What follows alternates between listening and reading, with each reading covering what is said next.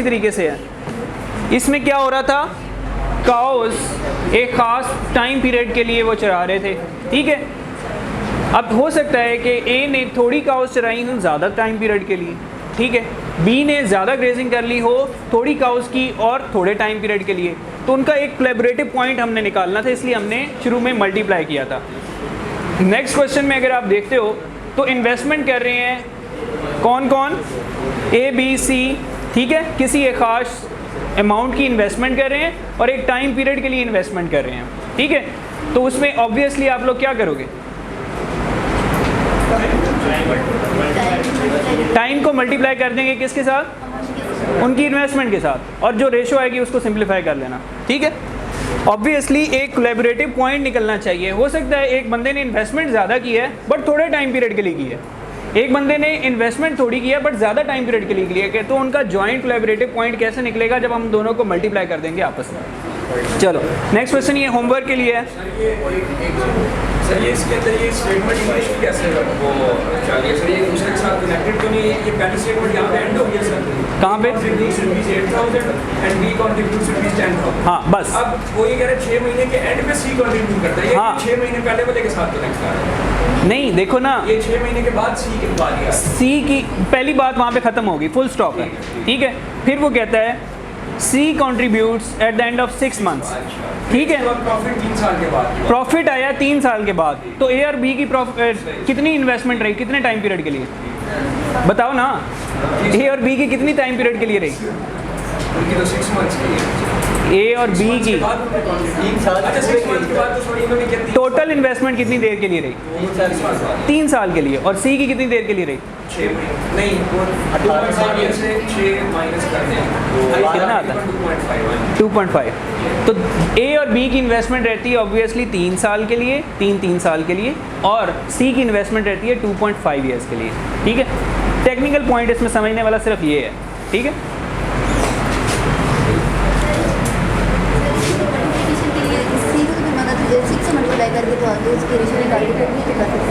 Six से नहीं multiply करना उसको, 2.5 से मल्टीप्लाई करना, 2.5 साल के लिए रही है, हाँ ये इसके साथ, क्योंकि उनकी रहती है 3 साल के लिए, उसकी रहती है 2.5 साल के लिए। ये होमवर्क में ज़रा इस पर सोचेंगे तो समझ आ जाएगा। अच्छा नेक्स्ट बात देखें भाई, नेक्स्ट क्वेश्चन देखो, जब होमवर्क कह दिया तो उसके ऊपर छोड़ दिया करो, उसको करने ना बैठ जाया करो क्लास में, ताकि टाइम मत ज़ाया हो, ठीक है। होमवर्क कह दिया तो दैट मीन्स कि आपने होमवर्क में ही करना है, उसको छोड़ दो। ये जो नेक्स्ट क्वेश्चन है इसको ज़रा करने की कोशिश करें, अगर आपने करने की कोशिश करनी है तो नेक्स्ट क्वेश्चन को करने की कोशिश करें। 740 लिखा हुआ है ना, 740 लिखा हुआ है, क्या वो मिस प्रिंटिंग है, नहीं 740 है। क्वेश्चन की स्टेटमेंट को सुने भाई, if A gets 25% more than B, B gets 20% more than C, find the share of C out of a sum of ₹740। इसके ऊपर सोचें 5 मिनट, करने की कोशिश करें ज़रा इसको।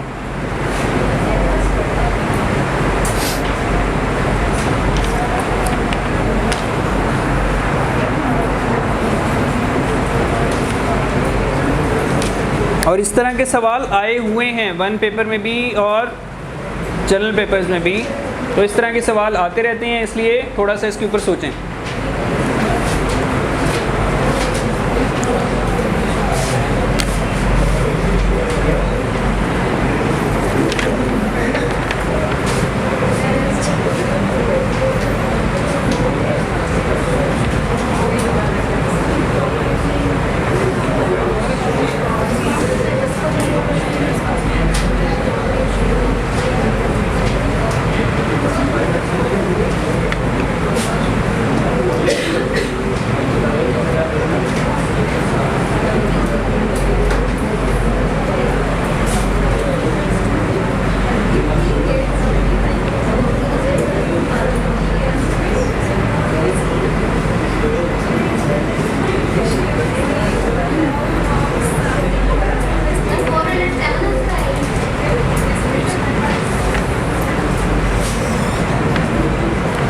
कितना आएगा बच्चे, 407 नहीं, थोड़ा आएगा, बहुत थोड़ा आएगा।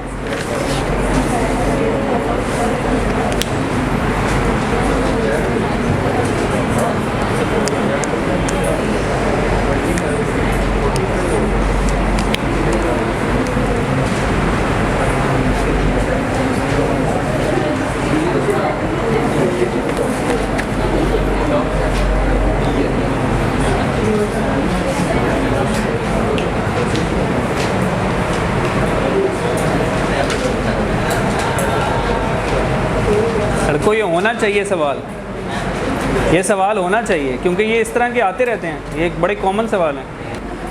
अब सारी रिलेशन, क्योंकि C इसके रिलेशन, मतलब C के रिलेशन से B है, जब B हम C के रिलेशन में डेवलप कर लेंगे तभी हम A तक पहुंचेंगे, ठीक है। तो मैं क्या कहता हूँ, मैं C को कह लेता हूँ कि यार C का जो शेयर है ना is equal to what, X, ठीक है। अब B जो लेता है, B share would be what, 20% more than C, यानी कि X प्लस 20% ऑफ X, ठीक है। ये कह सकता हूँ मैं इसको ये लिख लूँगा 20/100 मल्टीप्लाइड बाय व्हाट, X, ठीक है। ये क्या बन जाएगा, अगर मैं इसको सिंप्लीफाई कर लेता हूँ तो 1/5 आ जाता है ना, ठीक है। तो ये हो जाएगा 1/5x प्लस x, एलसीएम अगर मैं ले लेता हूँ तो कितना बन जाएगा जी, 5x plus x is equal to what, 6x/5, ठीक है। अच्छा, दूसरी बात, C शेयर क्या बन जाएगा जी, यानी कि जो B का शेयर है प्लस व्हाट, 25% ऑफ B, ठीक है, यानी कि he gets 25% more than B। तो B का शेयर प्लस 25% ऑफ B, ये कहानी है ना। A की वैल्यू कितनी है, B के 25% ज़्यादा, तो B का शेयर प्लस 25% उसका, ओके जी। फिर हम इधर लिख लेते हैं, जो B का शेयर है वो कितना निकला हुआ है, 6x/5 निकला हुआ है, ठीक है, प्लस 25/100 मल्टीप्लाइड बाय 6x/5, तो ये कितना बन जाएगा, अगर मैं इसको सिंप्लीफाई करता हूँ तो ये आ गया 5, और ये कितना आ गया जी 20, और ये कितना आ गया जी, बल्कि इधर ही अगर मैं छोड़ देता हूँ इसको, ठीक है, इधर ही मैं इसको छोड़ देता हूँ, या अगर मैं काट भी लूँ तो 10 आ जाएगा ना, और 3x/10 आता है इसका, 5 यहाँ से काटा मैंने, 25 का 5 आ गया, 5 इधर से गया तो 20 आ गया, 20 को इधर से मैंने काटा 3 आ गया, और इधर क्या आ गया जी 10 आ गया, 3 + 6x/5, ये क्या बन जाएगा जी 6x + 3x, नो सॉरी, अगर मैं 10 एलसीएम लेता हूँ तो ये कितना हो जाएगा 12x, और ये कितना हो जाएगा 3x, ठीक है। ये कितना बन गया 15x/10, 3x/2, यही आता है, क्यों,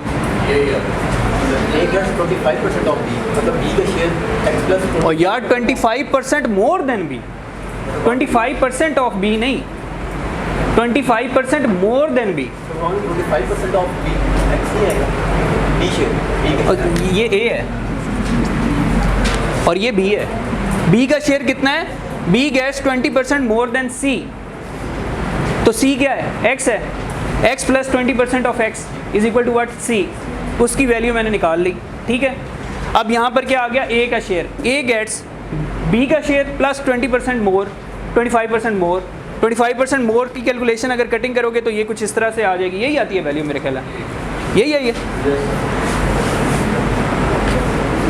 3x/2 ही आती है, ठीक है।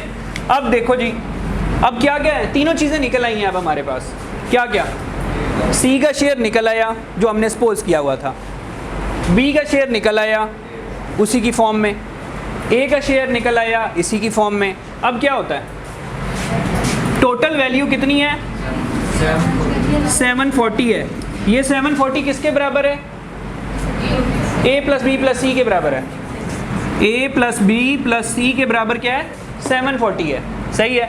अब मैं इधर से वैल्यू निकाल लेता हूँ किसकी, ए की वैल्यू कितनी निकली हुई है 3x/2 निकली हुई है, बी की वैल्यू कितनी है 6x/5 है, सी की वैल्यू कितनी है x है, और टोटल कितना है 740। एलसीएम ले लो जी, 10 एलसीएम बन गया। ये किससे मल्टीप्लाई होगा 5 से, तो कितना हो जाएगा 15x, प्लस ये किससे मल्टीप्लाई होगा 2 से, तो कितना बन गया 12x, ये किससे मल्टीप्लाई होगा 10 से, तो कितना बन गया 10x। Okay, step by step चलना है और सामने उसको दिखाना है, स्टेप्स के नंबर हैं। चलो ये कितना बन जाएगा 37 बनता है ना,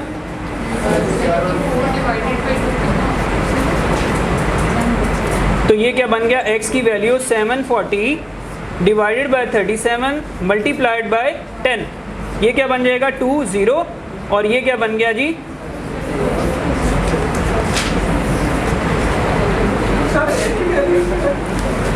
हाँ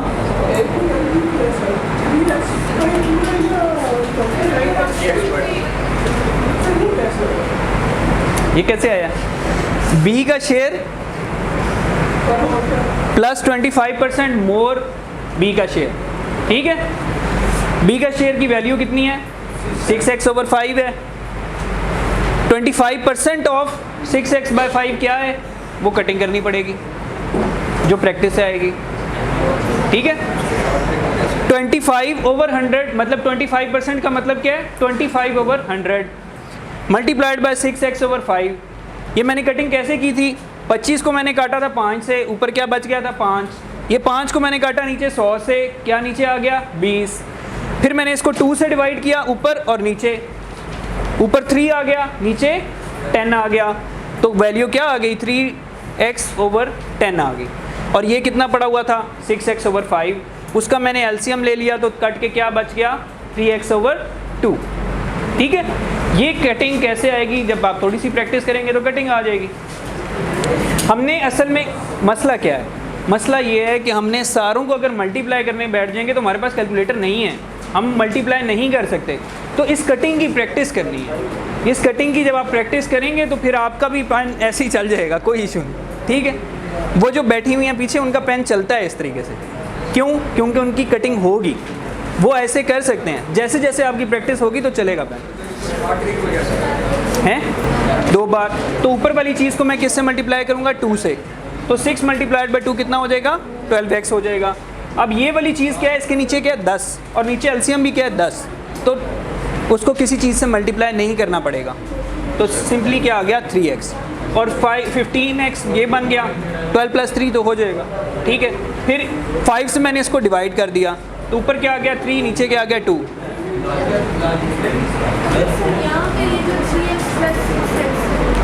3x + 6x/5 है ना। अब देखें, अब यहाँ पे देखें, ये एक है, ये दूसरी है, और ये तीसरी चीज़ है। अब मैंने क्या करना है, इनका एलसीएम लेना है। एलसीएम मैं कैसे लूँगा, 2 और 5 आपस में डिविजिबल नहीं है, तो इनका एलसीएम क्या बनता है 10 बनता है, ठीक है। अब 2 कितने ज़ार 10 होता है 5 ज़ार, ठीक है। तो 5 मल्टीप्लाइड बाई 3 15x हो गया, 5 कितने बार 10 होता है 2 ज़ार, तो 6 मल्टीप्लाइड बाई 2 12x हो गया, ठीक है। आपने ये देखना है कि एलसीएम क्या लिया है और कितने बार उसके जाएगा, इस तरीके से करना है। आप समझ आइए बात की। तो ये हमने जब सारों को ऐड किया तो वो क्या बन गया 37x/10 बन गया, और इज इक्वल टू व्हाट 740। अब x को इधर ही छोड़ दें, 10 को ऊपर जाके मल्टीप्लाई कर दें, 37 को नीचे ले जाएं, ठीक है। तो क्या बन गया, ये 2 ज़ार कट गया, 74 को अगर हम 37 से डिवाइड करें तो 2 आता है, तो 2 आ गया इधर, और 0 एज इट इज़ आ गया, तो 0 और 0 200 आ गया, ओके। अल्लाहु अकबर। अच्छा, दूसरी नेक्स्ट सवाल होमवर्क, ठीक है। कहाँ जा रहे हो, देखो कॉन्सेंट्रेट। ये जो लास्ट क्वेश्चन है इसका थोड़ा सा क्लू पकड़ लो कि ये करना कैसे। ABC enter into a partnership, जाहिर बात है ABC जो है ना उन्होंने कोई कंट्रीब्यूशन की होगी, ओके। दूसरी बात, A contributes 1/3 of the investment, A ने 1/3 इन्वेस्टमेंट की हिस्सा डाला। while B contributes as much as A and C combined. B ने कितनी कंट्रीब्यूशन की है? जितना A और C ने मिला के की थी, जितना A और C ने मिला के की थी उतना B ने कंट्रीब्यूशन की है. If the profit at the end is 840 rupees, if the profit at the end is 840 rupees, what would be the share of each? ठीक है. अब B कितनी कंट्रीब्यूशन करता है? जितना A और C कंबाइन करता है. और कौन सा आज तुम नहीं आए मैथ वाली क्लास में? तीसरी दफ़ा तुमने लेनी थी वैसे क्लास अच्छा, A contributes 1/3 of the investment और B कंट्रीब्यूट्स जितनी A और C ने मिला के की है. ठीक है, दो इक्वेशनें बन जाएंगी इजी. A वाली एक इक्वेशन बन जाएगी और दूसरी B वाली इक्वेशन बन जाएगी A और C की कंट्रीब्यूशन की मिला के. तो आराम से हो जाएगा सवाल.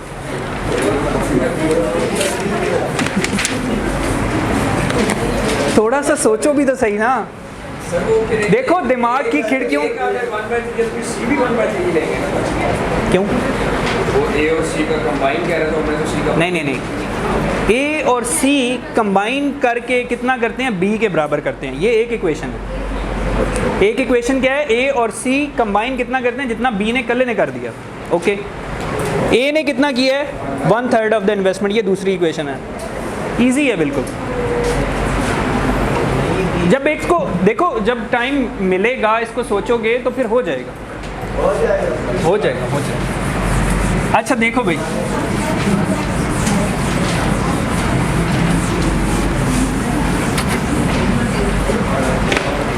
देखो पेज को पलटोगे तो आपके पास क्या आता है जी? प्रोबेबिलिटी.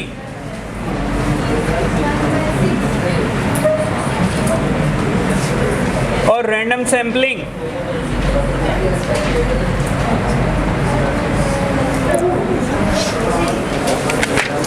प्रोबेबिलिटी और रैंडम सैम्पलिंग का जो टॉपिक है बड़ा बोरिंग सा टॉपिक था पहले. ठीक है, एफएससी तक जब हमने पढ़ा या मैट्रिक तक जब हमने पढ़ा, कभी जब भी पढ़ा मुझे याद नहीं अब कब आया था ये. ठीक है, प्रोबेबिलिटी किसी भी चीज़ की अगर निकालनी हो तो हम कैसे निकालते हैं? हाँ जी, total outcomes divided by possible outcomes.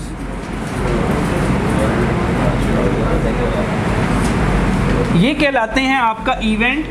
ठीक है, और टोटल आउटकम से आप जब इसको डिवाइड कर देते हैं तो उस चीज़ की प्रोबेबिलिटी आ जाती है. सपोज मैं एग्जांपल देता हूँ. अब आपके पास किस किस तरीके से वो आती है? ये क्वेश्चन नोट तो सारों ने कर लिया ना?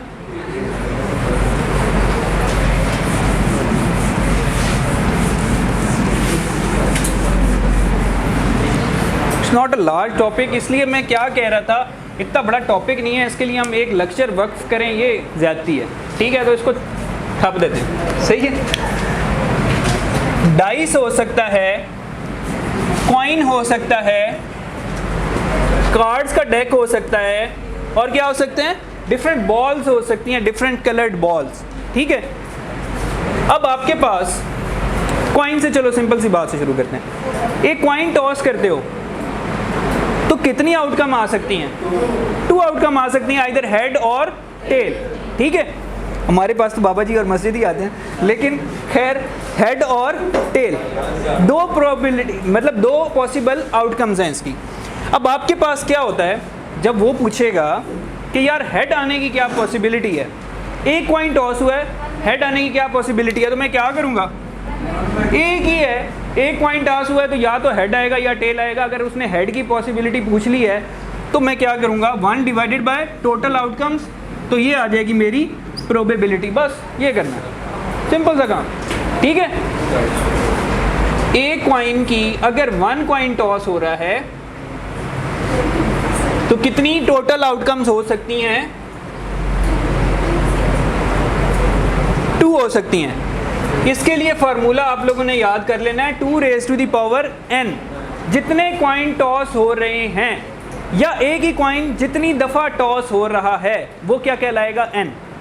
ठीक है, अगर मैं कहता हूँ 2 कॉइन टॉस होते हैं, अगर 1 हुआ था तो वो क्या हो गया था? 2. ठीक है, n की जगह पे मैंने 1 वैल्यू पुट कर दी. अगर 2 कॉइन्स हैं तो मैं क्या करूंगा, n की जगह पे क्या पुट करूंगा 2, तो दैट बिकम्स कितनी आउटकम्स 4 आउटकम्स। समझ आ गई। अब जो समझने वाली बात है वो क्या है, ये 4 आउटकम्स क्या हैं, कैसे निकलेंगी। देखो एक कॉइन टॉस होता है तो क्या निकलता है, हेड और टेल निकलती है, ये बात समझ में आती है। ये हो गया 1 के लिए मैंने बना दिया। अब जब दूसरा कॉइन टॉस होगा तो फिर हेड आ जाएगा या टेल आ जाएगी, ठीक है। और अगर पहले पे टेल आया था तो उसके साथ भी तो दूसरा चूज हो सकता है ना, तो ये पहले के लिए ये दूसरे के लिए, तो मेरे पास पॉसिबिलिटीज क्या क्या आएंगी, हेड हेड यानी कि पहले पे भी हेड आ गया, दूसरे पे भी हेड आ गया, ओके। हेड टेल यानी कि पहले पे तो हेड आया था बट दूसरे कॉइन पे टेल आ गया, पहले पे टेल आया था दूसरे पे हेड आ गया, पहले पे टेल आया था दूसरे पे भी टेल आ गया। अब मैं लिखूंगा कैसे, मैं ऐसे लिखूंगा head head, head tail, tail head and tail tail, यानी कि पहले पे भी हेड आया दूसरे पे भी हेड आ गया, पहले पे हेड आया बस सेकंड पे टेल आ गया, पहले पे टेल आया बट सेकंड पे हेड आ गया, पहले पे टेल आया और दूसरे पे भी टेल आ गया। आई समझ बात। ये वो 4 पॉसिबिलिटीज हैं, ठीक है, ये वो 4 पॉसिबिलिटीज हैं, ओके। समझ आ गई है कहानी, ठीक है। अब सवाल आपके पास क्या लिखा हुआ है, कॉइन वाला, कॉइन वाला, हाँ, when 2 coins are tossed, नहीं मैं कह रहा हूँ कॉइन वाला कौन सा लिखा हुआ है, कॉइन वाला देखो ना, when 2 coins are tossed, what is the probability of heads on both coins, दोनों कॉइन्स पे हेड आने की क्या पॉसिबिलिटी है। पहली बात, क्वेश्चन इसको कैसे मैं करूँगा, टोटल आउटकम्स कितनी होंगी, 2 कॉइन टॉस हो रहे हैं 4, अगर 3 कॉइन टॉस हो रहे होते तो 3 पावर में चला जाता तो क्या आ जाता 8, अभी 2 कॉइन्स टॉस हो रहे हैं तो क्या आ गया 4, टोटल आउटकम्स ये आ गई। अब आ जाते हैं इवेंट के ऊपर। इवेंट आपका क्या है, पॉसिबल आउटकम जिसको बोलते हैं इवेंट, ठीक है। इवेंट आपका क्या है, यहाँ पर क्या कह रहा है, दोनों पे हेड आना चाहिए, दोनों पे हेड क्या है, सिर्फ एक दफ़ा ऐसा हो सकता है कि दोनों पे हेड आया है तो सिर्फ 1, प्रोबेबिलिटी निकालनी है, क्या बन जाएगी 1/4, सिंपल। लेकिन ये कहानी जब तक नहीं समझ आएगी ना तो ये नहीं होगा, ठीक है। ये मुश्किल वाली कहानी है ना, ये इसलिए समझनी ज़रूरी है कि आपको पता हो कि कितनी दफ़ा हेड आ सकता है दोनों पे। अगर वो सवाल पूछ लेता, अब ये सवाल जिस तरह मर्जी ट्विस्ट करके वो पूछ लेता है, वो कहता है what is the probability of at least 1 head, 3/4, why, at least 1 head का क्या मतलब है, एक दफ़ा इसके आया हुआ है, एक दफ़ा इसके आया हुआ है और इस पे दोनों दफ़ा आया हुआ है। एटलीस्ट 1 हेड के लिए क्या हो जाएगा, आपका इवेंट हो जाएगा 3 और टोटल तो वही रहेगा, तो 3/4 इज़ द प्रोबेबिलिटी। अब इस सवाल को वो जैसे तोड़ मरोड़ के पूछ लेता है, कॉइन के सवाल को गलती नहीं होनी चाहिए, ठीक है। कहानी समझ आई है, 3 की नहीं देगा, 3 वाली गेम बहुत मुश्किल हो जाती है। वैसे 3 की भी बना सकते हैं आप, इसके आगे आगे आगे बनाना शुरू कर दें तो वो 3 वाली बन जाएगी, बट वो बहुत लंबा हो जाएगा, इतना नहीं दे सकते। ये 2 तक की गेम रहनी है। दोबारा बता, कौन सी वाली, ये 3 क्यों आया, देखें सवाल मैंने चेंज कर दिया था ना, सवाल मैंने अब आपसे ये पूछा था कि what is the, if 2 coins are tossed, what is the probability that at least 1 head is there, ठीक है। एटलीस्ट 1 हेड, एटलीस्ट 1 हेड किस केस में आ रहा है, इस केस में कि दूसरे पे हेड आ जाता, इस केस में कि पहले पे हेड आ जाता, इस केस में कि दोनों पे हेड आ जाता। एटलीस्ट से मुराद ये है कि ज़्यादा की लिमिट नहीं है, एक ज़रूर होना चाहिए, 2 हो सकते हैं, ठीक है। तो एटलीस्ट 1 हेड कितने बन गए, इसमें इसमें और इसमें कितने हो गए 3, तो 3 इवेंट हो गया डिवाइडेड बाय टोटल आउटकम जो कि 4 थी, 3 पर। अच्छा देखो भाई, प्रोबेबिलिटी फ्रैक्शन उसको पॉइंट में लिखने की ज़रूरत नहीं होती। अच्छा ये क्वेश्चन इन्होंने अच्छा रेज किया है, देखें भाई इसको काटने नहीं बैठ जाना फिर, ठीक है। जितना सिंप्लीफाई हो जाती है फ्रैक्शन उतना सिंप्लीफाई ज़रूर कर लेना है, कटिंग, बट उसको डेसिमल में नहीं लिखने बैठ जाना, ठीक है, फ्रैक्शन में छोड़ देना। चलो दूसरी बात,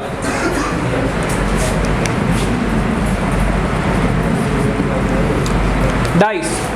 डाइस क्या होता है? लूडो का दाना, ठीक है। लूडो का दाना, उसके कितने आउटकम होते हैं? 6, ठीक है। अगर एक लूडो का दाना मैं फेंकता हूँ 1 डाइस, तो कितने टोटल आउटकम्स हो जाते हैं? 6 आउटकम्स हो जाते हैं, ओके। अगर मैं 2 डाइस फेंकता हूँ तो कितने हो जाने चाहिए? 6 मल्टीप्लाइड बाय 6 हो जाने चाहिए, ठीक है। 36 आउटकम्स हो जाते हैं। ये देखने में बड़ा अजीब लगता है कि यार 36 आउटकम हो जाते हैं सिर्फ 2 दाने फेंकने से, लेकिन इसके लिए आपके पास फार्मूला आता है 6 raised to the power n। 6 raised to the power n। n is what? जितनी दफ़ा आपने डाइस को फेंका है या जितने डाइसेस को फेंका है। हो सकता है आप एक ही डाइस को बार बार फेंक रहे हैं, तब भी उस तरह आउटकम चेंज होती जाएंगी। एक मोमेंट के ऊपर आपने 2-3 डाइसेस फेंक दिए, तब भी वही बात आ जाएगी। तो n डेड आ जाएगा, और 6 raised to the power 2 कितना हो गया? 36, सही है। 6 मल्टीप्लाई बाय 6, तो जितने मर्जी डाइसेस हो जाएंगे, बट 2 से ऊपर नहीं देगा वो। 2 से ऊपर फिर हमारे लिए काम ऊपर हो जाता है, ठीक है। अच्छा, कहानी देखें, ये इतने ज़्यादा आउटकम बनते कैसे हैं? 6 आउटकम्स तो आपको पता है, 1 2 3 4 5 6, ठीक है जी। ये कहानी तो आपको पता है सारों को, ओके। अब अगली आउटकम्स की कैसे बनती है? 1 1 1 2, यानी कि पहले दाने पे तो 1 आया, दूसरे पे भी 1 आ गया। पहले दाने पे 1 आया, दूसरे पे 2 आ गया, ठीक है। या 1 3 या 1 4 एंड अप टू 1 6 हो सकता है, ओके। अच्छा, फिर दूसरी आउटकम क्या हो सकती है? 2 और 1, पहले दाने पे 2 आया और दूसरे दाने पे 1 आ गया। 2 2 2 3 एंड सो ऑन, ठीक है। और ये आ जाएगा जी, मतलब मैंने सारे नहीं फिल किए, ठीक है। तो 6 1, पहले दाने पे 6 आया, दूसरे पे 1 आ गया। 6 2 and up to so on 6 6। ये जो टोटल नंबर ऑफ सेट्स बन रहे हैं आउटकम्स के, दोनों के मिला के, ये कितने बन रहे हैं? टोटल 36 बन रहे हैं। तो ये असल में आउटकम्स हैं। इस बात को समझना ज़रूरी है। ये चार्ट आपने कोई सारा वहाँ पे बनाना नहीं होता, बट ये जब तक समझ नहीं आएगा, जिस तरह ये चार्ट जब तक समझ नहीं आएगा तो ये नहीं निकलेगी, ठीक है। इसलिए उसको समझना ज़रूरी है। चलो, सवाल क्या दिया हुआ है उसने? नहीं, मैं अगला कार्ड्स या मैं बैग्स वाली अभी नहीं करा रहा, वो अगली क्लास में करेंगे। कोई तो सिर्फ इसका देख लें जी। एक सेकंड जी। 1/6 फाइनल, हाँ ठीक। अच्छा, देखें सवाल मेरे ख्याल है पहले वाला ही है, डाइसेस वाला, और डाइसेस वाला कोई नहीं है। अच्छा, पहले वाला सवाल है डाइसेस वाला। 2 dices are thrown, मतलब 2 dices are rolled. What is the possibility that sum of the outcome is 7? 2 dices अगर रोल होते हैं तो कितने आउटकम्स आ सकते हैं? 2 dices हैं। 2 dices अगर रोल्ड होते हैं तो कितने आउटकम आ जाएंगे? 36 आउटकम्स आ जाएंगे, ओके। टोटल आउटकम हमने निकाल लिए। अच्छा, इंग्लिश वाली कहानी सारों ने लिखनी है, ये बात ज़हन में मैं बार बार रिपीट करता हूँ। मैं अगर यहाँ पे सोल्यूशन कर रहा हूँ तो मैं कई दफ़ा इंग्लिश की स्टेटमेंट स्किप कर दूंगा, बट पेपर में नहीं करना आप लोगों ने। पेपर में क्योंकि हमारे पास टाइम शॉर्ट होता है, फिर उसके बाद आप लोगों ने छुट्टी भी जल्दी करनी होती है, तो मैं कई दफ़ा क्या करता हूँ कि इंग्लिश की स्टेटमेंट स्किप कर देता हूँ, बट आप लोगों ने नहीं करनी। इंग्लिश की स्टेटमेंट्स आर वेरी इंपॉर्टेंट, सिर्फ मैथमेटिकल कैलकुलेशन नहीं करके आ जानी, ठीक है। यू हैव टू मैंशन के the total number of outcomes is what, this is what, this is what, ठीक है। 36 आउटकम्स आपके पास टोटल हैं, ठीक है। वो कैसे निकली थी? 6 raised to the power 2 किया था मैंने और 36 निकल आई थी। उसके बाद मैं क्या करूँगा, वो वाले सेट निकाल लूँगा जिनका सम कितना है? 7। अब इन सेट्स में से मुझे ये बताओ कि कौन कौन से आएंगे? 1 6 और 2 5, इस तरतीब में चलो, ठीक है। 3 4 4 3 और 5 2 और 6 1, कितने हैं? 1 2 3 4 5 6, तो इवेंट क्या बन गया 6, टोटल नंबर ऑफ आउटकम्स कितनी है 36, कटिंग कर दो 1/6, दिस इज द आंसर। बस ओके, चलो अगली बात अगली क्लास।